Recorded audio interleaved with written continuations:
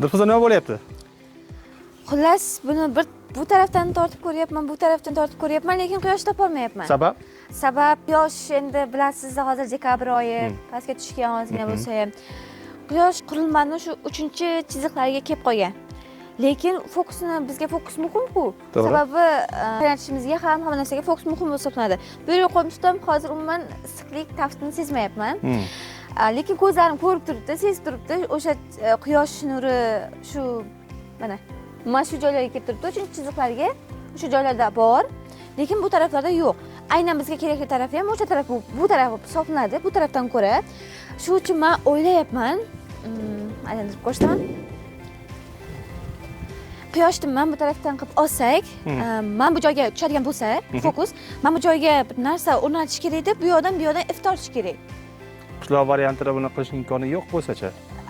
Aynan shahar varianti emas, aynan qishloq varianti buni qilish imkoniyati bo'lsa kerak deb o'ylayman. Sababi ular yangiliklar yaratishga usta bo'ladi. Bu yoqdan if tortsaydi, keyin bu tortiladi-ku. Tortilgan paytda bu o'z maramiga kelib, o'sha 3-ya'ni bu yerda 3-chiziqda turgan quyosh mashutlarga kelib qoladi. Yaxshi. O'sha paytda biz fokusni topamiz.